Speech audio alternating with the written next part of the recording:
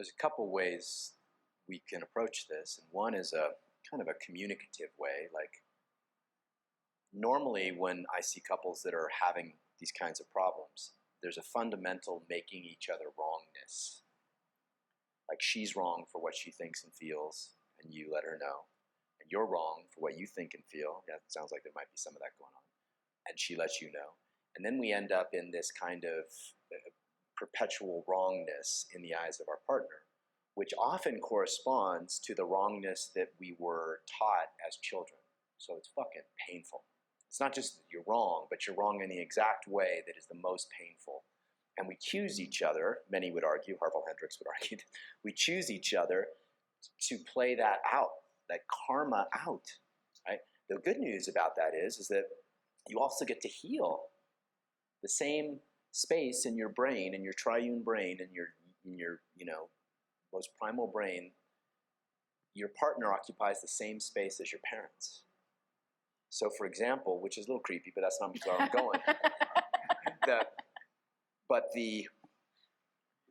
If she can acknowledge how you feel and think as right, as making sense, as having value, and she can actually train her nervous system to be with it, and you can do the same, all of a sudden that part of you starts to heal and you create this safety. Does this make sense to the rest of you? Yeah? Everybody else have that experience in their relationship? So that's a crucial piece, and I love that. The intentional dialogue is what I tend to use. That's a Harville Hendrix tool that's a fucking lifesaver and a deep, deep practice.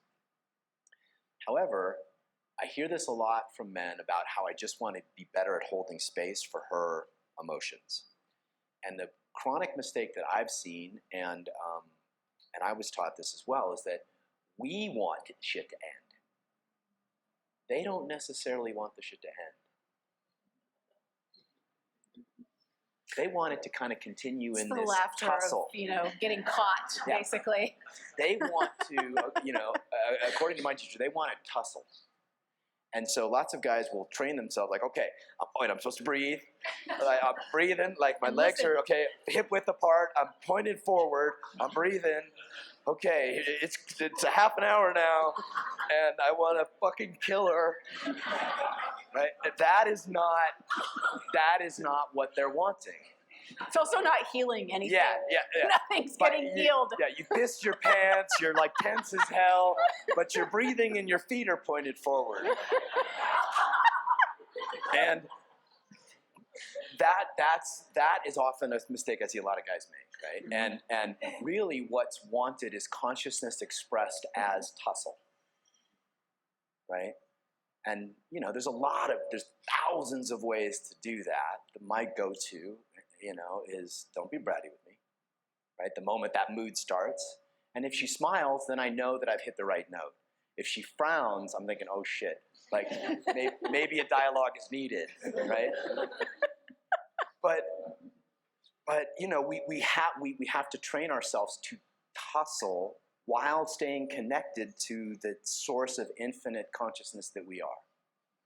And that is, that's a training. Can you guys feel that? That's a fucking training. Yeah. Oh, they're just loving this, right? Yeah. Like, oh yeah, it's a training. I haven't even started.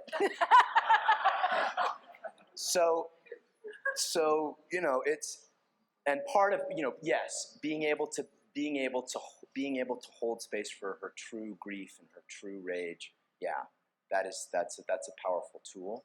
And learning how to play in the moment and create a new neural pathway.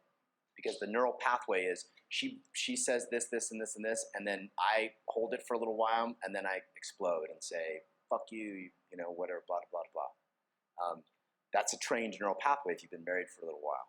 Right? There's a groove in that record.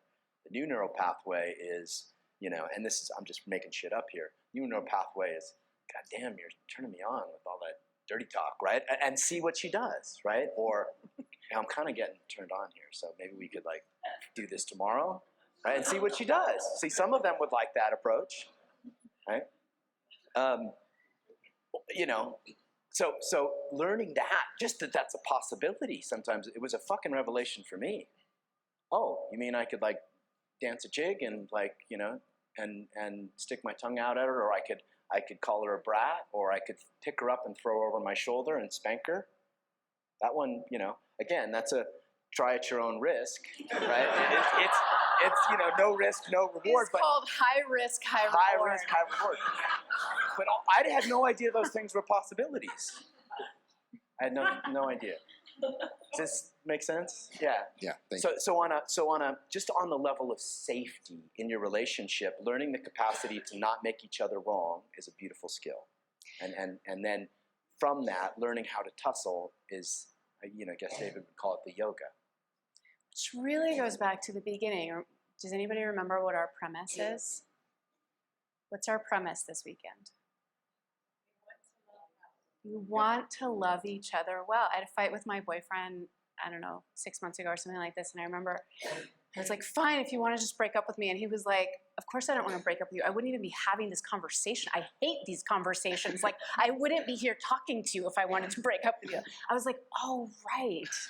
Like, he's different than me, and he's actually trying to love me.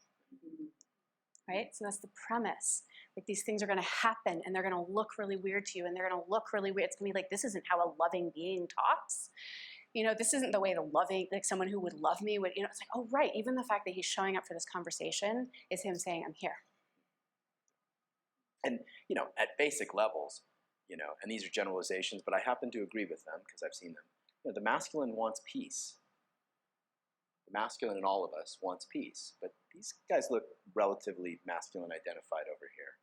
And I would imagine peace and freedom are driving forces in your life. Is that true?